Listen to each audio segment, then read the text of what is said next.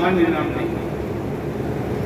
भगत सिंह वह नाम है जिससे वह बरतानिया हुकूमत थर्राती थी, जिसका सूर्य कभी अस्त नहीं होता। सूर्य अस्त नहीं होता था का मतलब यह था कि ब्रिटिश राज्य दुनिया के ऐसे देशों में था कि एक देश में सूर्यास्त होता था तो दूसरे देश में सूर्योदय हो चुका होता था। उनका सूर्यास्त कभी नहीं होता। ऐसे ही बरतानिया हुकूमत भगत सिंह के नाम से उसको कपकपी छूट जाती थी, वह थर्राती थी। अभी श्रीवास्तव जी बोल रहे थे, उन्होंने बहुत सही कहा था कि भगत सिंह के एक्शन के विषय में हम जानते हैं। क्या जानते हैं कि शहीद आजम भगत सिंह सैंडर्स को उन्होंने गोली मारा, सेंट्रल असेंबली में उन्होंने बम फेंका और उनको फांसी हुई, लेकिन इतना जानना पर्याप्त नहीं है। भगत सिंह बहुत बड़े विचारक थे, बहुत बड़े पत्रकार थे, बहुत बड़े लेखक थे, बहुत बड़े चिंतक थे। उस रूप में आप कल्पना करें भगत सिंह की आयु क्या थी? केवल 23 वर्ष। आज 23 वर्ष का बच्चा नौकरी चला रहा है या फेल हो रहा है या कॉलेज में पढ़ रहा है, 23 वर्ष का बच्चा। तो भगत सिंह के विचारों को अगर हम जानने की ओर बढ़ें तो भगत सिंह का साहित्य पढ़ना पड़ेगा। चूंकि यह पुस्तक मेला, मैं सबसे अनुरोध करूंगा कि भगत सिंह की भतीजी थी, सरदार कुलतार सिंह की बेटी थी। सरदार कुलतार सिंह उत्तर प्रदेश सरकार में मंत्री रहे हैं, सहारनपुर के विधायक थे। वह भगत सिंह के सगे भाई थे, भगत सिंह से 10 वर्ष से छोटे थे। उनकी बेटी का नाम था वीरेंद्र संधू। अभी पिछले वर्ष उनकी 97 वर्ष की उम्र में उनका निधन हुआ है। उनकी पुस्तकें भी इस पुस्तक मेले में हैं। सबसे प्रामाणिक जानकारी भगत सिंह के विषय में अगर आपको लेनी है तो वीरेंद्र संधू की पुस्तक खरीदिए। कई पुस्तकें हैं इस मेले में, मेरी पढ़ी हुई थी लेकिन पुरानी हो गई थी, तो कल मैंने फिर उन पुस्तकों को खरीदा। इन्हीं में विषय पर आते भगत सिंह और उनके साथियों ने जब यह तय किया कि लॉर्ड हार्डिंग एक ट्रेन से जा रहे थे, उस ट्रेन को उड़ाया है। उस ट्रेन को उड़ाने का प्रयास विफल हो गया, बम फट गया, ट्रेन में क्रांतिकारी मर गए, कुछ बच्चे को गिरफ्तार हो गए। उस घटना पर महात्मा गांधी ने एक हरिजन ने एक आर्टिकल लिखा था और उस आर्टिकल का शीर्षक था बम की पूजा वॉशिंगटन के गांव में। जब भगत सिंह ने उसको पढ़ा तो भगत सिंह ने उसके जवाब में एक और लेख लिखा, वह बलवंत के नाम से लिखते थे। जो एक और लेख लिखा भगत सिंह ने, उसका शीर्षक था, महात्मा गांधी के लेख का शीर्षक था वॉशिंगटन की बम की पूजा, और भगत सिंह के लेख का शीर्षक था बम का दर्शन, फिलॉसफी ऑफ बम। और भगत सिंह बम के दर्शन में क्या लिखते हैं, उससे उनके विचारों का पता चलता है।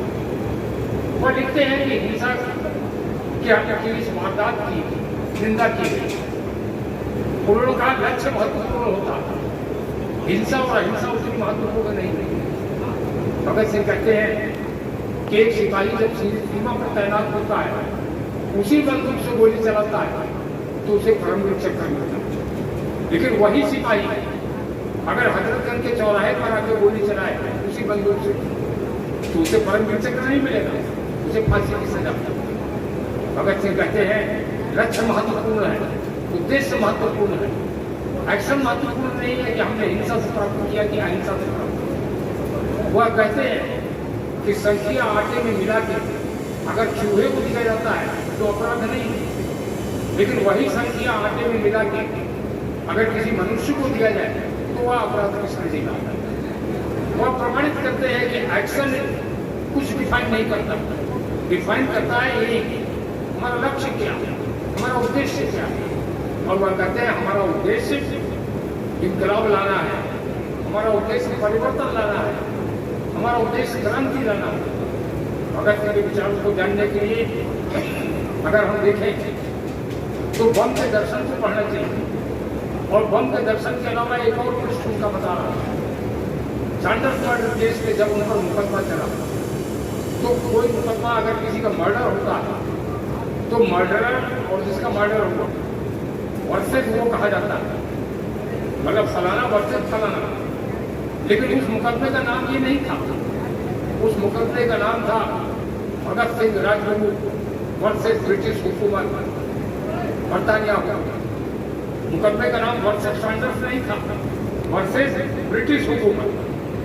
और जब उनको फांसी की सजा सुनाई गई तो भगत सिंह ने कहा, मिलाड आपने मुझे फांसी की सजा सुनाया है, और मुकदमे में ये कहा गया है कि भगत सिंह और उनके साथियों ने बरतानिया हुकूमत के विरोध में युद्ध छेड़ रखा। दूसरी बात ये कही गई है कि भगत सिंह और उनके साथियों का उद्देश्य सैंडर्स को मारना नहीं था। भगत सिंह और उनके साथियों का उद्देश्य हिंदुस्तान से ब्रिटिश हुकूमत को उखाड़ दिया। भगत सिंह कहते हैं अदालत में, मिलाड आपके इन दोनों आरोपों से मैं सहमत हूं। मैं न केवल सहमत हूं, आपके द्वारा लगाए गए आरोपों से मैं अपने आप को गौरवान्वित महसूस कर रहा हूं। सचमुच भगत सिंह का उद्देश्य सैंडर्स को मारना नहीं, भगत सिंह का उद्देश्य ब्रिटिश हुकूमत को भारत से उखाड़ फेंकना है। आपके इस आरोप से हम सहमत हैं, पूरी तरह से सहमत। आपका दूसरा आरोप है कि भगत सिंह और उनके सहयोगियों ने ब्रिटिश हुकूमत के खिलाफ युद्ध छेड़ रखा। उनका इतना बड़ा युद्ध तो नहीं है, लेकिन फिर भी अगर आप इसको मानते हैं कि युद्ध छेड़ रखा है, तो हाँ, हम इससे सहमत हैं कि हमने युद्ध छेड़ रखा। और भगत सिंह कहते हैं यह युद्ध जारी रहेगा।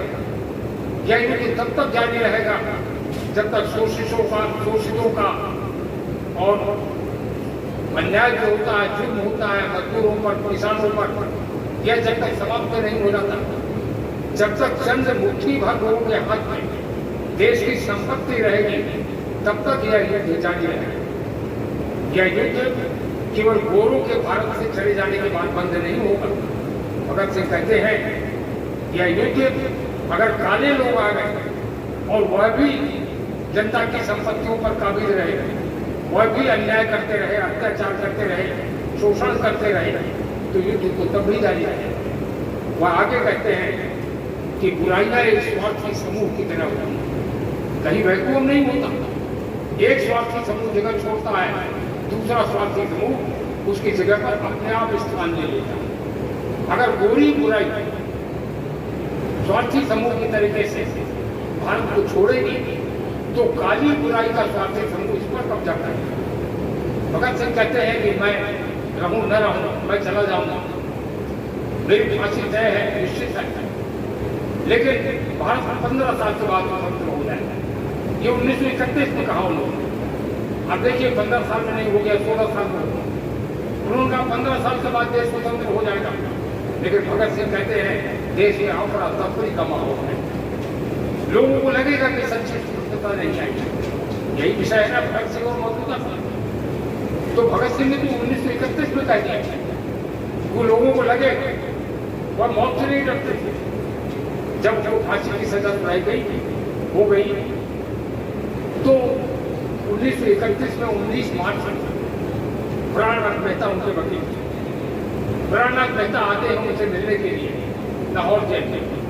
तो प्राणनाथ मेहता ने बड़ी गंदी जबान से कहा भगत सिंह से कि एक मर्सी पिटीशन हमने तैयार किया, और वह मर्सी पिटीशन की भाषा बड़ी स्वाभिमानियों की भाषा है, उससे आपका स्वाभिमान नहीं गिरेगा। राजगुरु और सुखदेव थोड़ा उत्तेजित हो गए, भगत सिंह ने उनका हाथ पकड़ लिया। तो भगत सिंह ने कहा आप वो मर्सी पिटीशन कल लेके आए। 20 मार्च 1931 को जब मर्सी पिटीशन लेके प्राणनाथ मेहता आए, तो भगत सिंह ने कहा कि प्राण जी आप आ गए, हमने तो अपना मर्सी पिटीशन गवर्नर को भेज दिया है। तो वह चौथे प्राणनाथ मेहता, उनको लगा शायद सचमुच भगत सिंह ने माफी मांगी है। तो भगत सिंह ने कहा मेरा मर्सी पिटीशन मैं आपको दे रहा हूँ, जरा इसको पढ़ लीजिए। भगत सिंह का वो मर्सी पिटीशन सबको पढ़ना चाहिए, 2 पन्ने का है। भगत सिंह कहते हैं कि अगर हमारे ऊपर यह आरोप लगाया गया है कि हमने युद्ध छेड़ रखा, तो फिर हम सामान्य कैदी नहीं हुए, फिर हम युद्ध बंदी, फिर सामान्य कैदी नहीं। और हमारा आपसे निवेदन है ब्रिटिश तख्त से कि हमारे साथ वही व्यवहार किया जाए जो व्यवहार किसी युद्ध बंदी के साथ किया जाता है। और अंतिम 4 पंक्तियों में भगत सिंह कहते हैं कि अन्याय हमने नहीं किया, अपराध हमने नहीं किया है, अपराध आपने किया है जो भारतीयों को आप गुलाम बनाए बैठे हैं। भारत की संपत्ति को आप लूट रहे अपराधी आप हैं, हम अपराधी नहीं हैं। और हाँ, मैं ये कहना चाहता हूँ कि आपके अपराध के खिलाफ यह संघर्ष जारी है। आप भगत सिंह को मार सकते हैं, भगत सिंह के विचारों को नहीं मार सकते। You can kill the revolutionary, you can not kill the revolution. आप एक क्रांतिकारी को मार सकते हैं, लेकिन आप क्रांति को नहीं मार सकते। यह युद्ध तो जारी रहेगा। और भगत सिंह लिखते हैं अपने मर्सी पिटीशन में कि अगर हमें युद्धबंदी माना गया है तो मेरा यह सविनय निवेदन है कि हम तीनों लोगों को फांसी के फंदे पर न लटकाएं, हमारे साथ युद्धबंदी जैसा व्यवहार किया जाए। और मेरा आपसे निवेदन है कि आप अपनी सेना की पलटन को बुलाइए और सेना की पलटन को हुक्म दीजिए कि भगत सिंह, राजगुरु और सुखदेव को खड़े करके गोली मार दी जाए, उनको शूट कर दिया जाए। इसको पढ़ने के बाद प्राणनाथ मेहता के हाथ कांपने लगे, उनके हाथ से मर्सी पिटीशन गिर गया। उन्होंने जमीन की मिट्टी भगत सिंह के पैर के पास को उठाया, अपने माथे पर लगाया और भगत सिंह को प्रणाम करके वंदे मातरम कहते हुए चले। भगत सिंह ने वायदा किया था अपनी मां को कि फांसी के तख्ते से भी वह इंकलाब का नारा लगाए। और यह जानकारी मैं आपको देना चाहता हूं कि लाहौर जेल के बाहर एक पिंडी दास जी से उनका मकान था। और पिंडी दास जी इस बात के गवाह है कि जब भगत सिंह, राजगुरु, सुखदेव को फांसी हो रही थी तो भगत सिंह ने इंकलाब जिंदाबाद का नारा, इतनी जोर से इंकलाब जिंदाबाद का नारा भगत सिंह ने लगाया था कि वह लाहौर जेल के बाहर सुनाई दिया। और पिंडी दास जी ने इस बात की पुष्टि किया कि हमें रात को इंकलाब जिंदाबाद की आवाज सुनाई पड़ी, भगत सिंह की आवाज सुनाई पड़ी। यह भी जानकारी मैं आपको देना चाहता हूँ कि तीनों लोगों को एक साथ फांसी नहीं हुई थी। ब्रिटिश जेलर ने यह पूछा था कि आप 3 लोग हैं, किसको पहले फांसी दी जाए, किसको बीच में और किसको अंत में। तो सभी लोग इस बात पर आमादा थे कि पहले हमको फांसी दी जाए। उस वक्त सुखदेव ने इंटरव्यू दी और सुखदेव ने कहा कि ये संभव नहीं है, जो इस दुनिया में सबसे पहले आया है वह सबसे पहले जाएगा। और इस बात को सबको मानना पड़ा। सुखदेव कुछ महीने इन लोगों से बड़े थे। सबसे पहले सुखदेव ने फांसी का फंदा चुना, बीच में भगत सिंह का नंबर आया और सबसे छोटे शिवराम राजगुरु थे। शिवराम राजगुरु को 22 साल की ही थी। तो इस प्रकार से इन लोगों ने फांसी का फंदा चुना था। मैं यह भी आपको बताना चाहता हूँ कि सैंडर्स को भगत सिंह की गोली क्यों मारी। भगत सिंह ने कहा कि हम हिंसा के समर्थक नहीं है, लेकिन योगेश्वर कृष्ण ने भी हिंसा का रास्ता अपनाया धर्म के लिए, तो उसको अपनाने में हम पूरे नहीं। सैंडर्स को क्यों मारा? एक साइमन कमीशन था और एक पब्लिक सेफ्टी बिल था। यह सेंट्रल असेंबली में रखा गया था 9 अप्रैल 1929 में। उसी दिन भगत सिंह और बटकुर दत्त ने वहां पर बम गिराया। तो यह साइमन जहां जहां जा रहा था वहां वहां उसका विरोध हो रहा था। 17 नवंबर 1928 को साइमन गया था लाहौर स्टेशन पर, उसका विरोध कर रहे थे।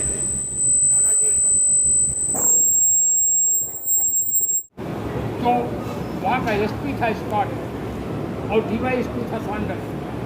स्कॉट और सैंडर्स ने बर्बर लाठीचार्ज किया था लाला जी, और उस बर्बर लाठीचार्ज में लाला जी पूरी तरीके से जख्मी हो गए। अंततः लाला जी का निधन हो गया। और लाला जी के निधन के दिन भगत सिंह ने और चंद्रशेखर आज़ाद ने लाला जी के चरणों को स्पर्श करके यह शपथ ली थी कि आपकी हत्या का बदला लिया जाए। चलो नहीं देखिए, आपकी हत्या का बदला लिया जाए।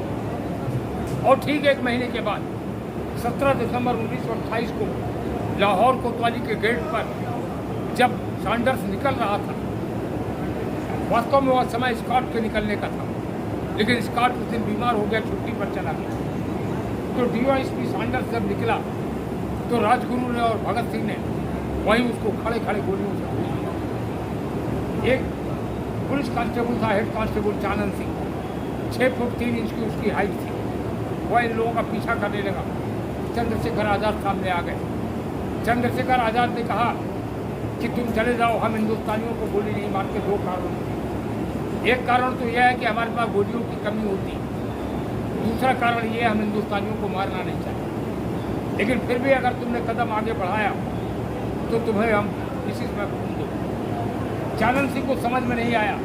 चंद्रशेखर आज़ाद ने अपना मौजर दबा दिया और चानन सिंह वहीं पर ढेर हो गए। भगत सिंह और राजगुरु वहाँ से निकल गए। आगे लंबी कहानी मैं वह नहीं बता रहा, लेकिन रात को लाहौर की सड़कों पर पोस्टर लग गए। उन पोस्टरों पर लिखा था, हाँ हम स्कॉट को मारने के लिए आए थे। स्कॉट नहीं था तो हमने सैंडर्स को मारा, लेकिन हम स्कॉट को जीवित नहीं छोड़े। सुपरिंटेंडेंट पुलिस स्कॉट ने जब वो पोस्टर्स देखे तो वह सीधे दिल्ली भाग गए। दिल्ली में छिप गया जाके, और दिल्ली से उसने अपील किया ब्रिटिश हुकूमत से कि हमें लंदन बुलाया जाए, हम लाहौर वापस नहीं जाएंगे। और बड़े मान मनोबल के बाद उसको लंदन बुलाया गया, वो लंदन चला गया। यह जानकारी लोगों को नहीं होगी स्कॉट का क्या हुआ, वह जानकारी मैं देना चाहता हूँ। स्कॉट जब वहाँ पर लंदन में था और कहता था कि भगत सिंह आ रहा, भगत सिंह आ रहा। आप तो पुलिस स्कॉट के मन स्थिति को समझने की कोशिश करें, कितना आतंक था भगत सिंह का, यह बताना चाहता हूँ। वह सोते सोते उठ जाता था और कहता था भगत सिंह आ रहा, भगत सिंह आ रहा, Bhagat Singh is coming, Bhagat Singh is coming. उसके घर के लोग बच्चे समझाते थे भगत सिंह यहाँ नहीं आ रहा, ये लंदन है। और ऐसा करते करते 2 महीने में वो पागल हो गया। उसको पागल खाने में भर्ती कराया गया। पागल खाने में जब उसके परिवार के लोग उससे मिलने के लिए जाते थे तो वो कहता था मैं भगत सिंह हूँ, मुझे कोई नहीं मार सकता, मैं भगत सिंह हूँ। वह स्कॉट जिसने लालाजी पर बर्बर लाठी चार्ज किया था, वह लंदन के पागल खाने में कुत्ते की मौत मरा, और भगत सिंह के आतंक से मरा कुत्ते की मौत। इससे बड़ा भगत सिंह के प्रति और कोई भावना नहीं होती कि भगत सिंह ने कितनी दहशत उसके मन के अंदर फैला दी। भगत सिंह के विचारों को अगर आप चर्चा करें, उसको पढ़ें, तो घंटों उस पर बोला जा सकता। कई किताबें उस पर लिखी भी गई। भगत सिंह ने स्वयं भी किताब लिखा है भगत सिंह।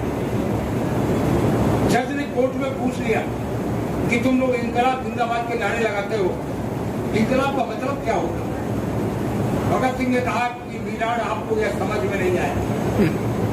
आप जिस कुर्सी पर बैठे हैं उस कुर्सी पर समझ गायब हो जाती, लेकिन फिर भी आपको साधारण भाषा में अगर मैं समझाऊं तो आपने मंदिर की घंटियों की आवाज सुनी, आपने मस्जिद की अजान की आवाज सुनी होगी।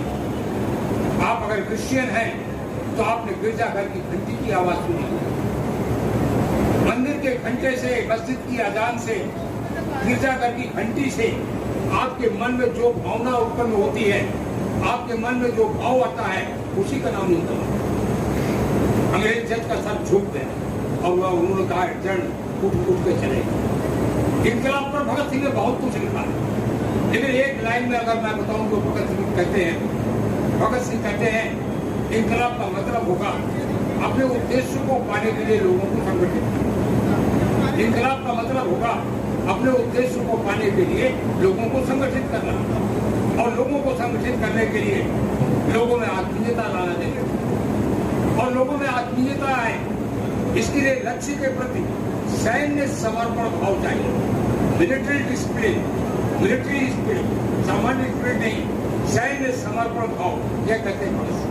वो कहते हैं तब उन्होंने शादी नहीं किया था। जब उनकी माँ जिद कर रही थी, घर छोड़ के कानपुर आए गणेश विद्यार्थी के पास, बहुत बड़े शायर थे।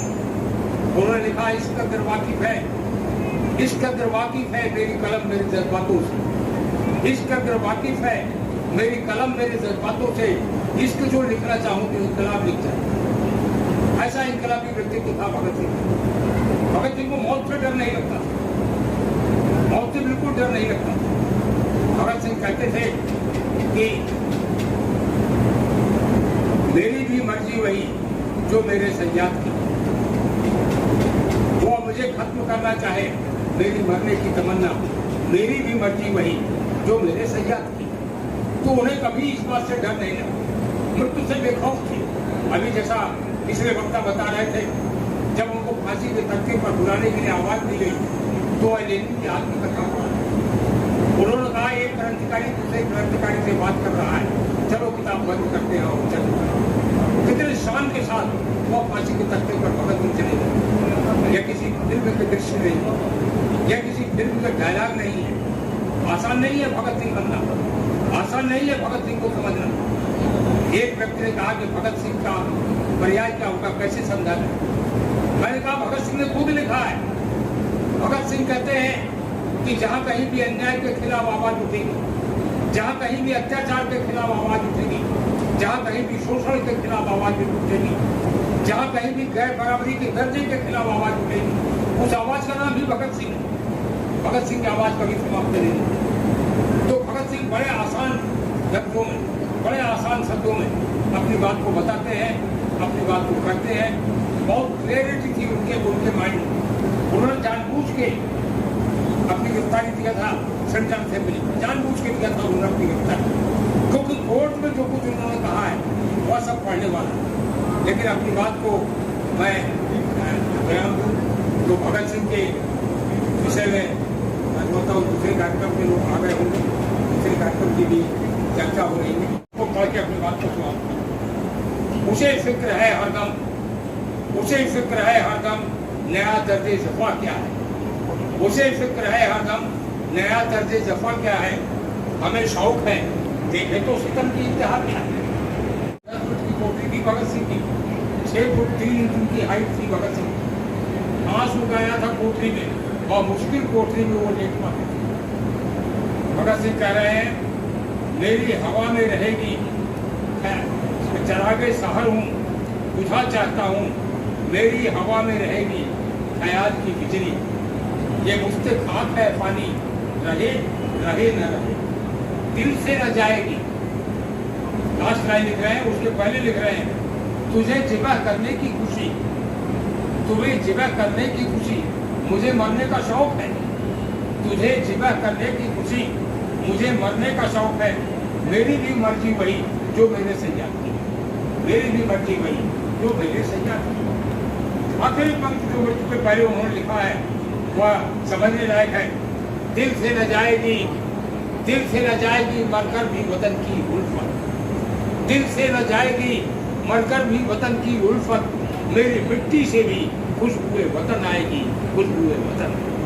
मैं अपनी बात को विराम दूंगा और मैं चाहूँगा, मैं कहूँगा इनकलाब जिंदाबाद, और आप लोग कहिए जिंदाबाद जिंदाबाद। भगत सिंह की आवाज़ लाहौर जेल के बाहर तक गई थी, हमारी आवाज़ कम से कम अशोक मार्ग के सड़क तक तो जाए।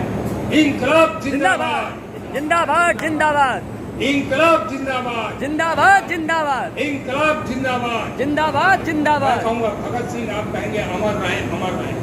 शहीद आजम भगत सिंह अमर रहे, अमर रहे। शहीद आजम भगत सिंह अमर रहे, अमर रहे। भारत माता की जय, भारत माता की जय। धन्यवाद, जय हिंद। सभी को इनकलाबी नमस्कार करते हुए अपनी बात को समाप्त करें।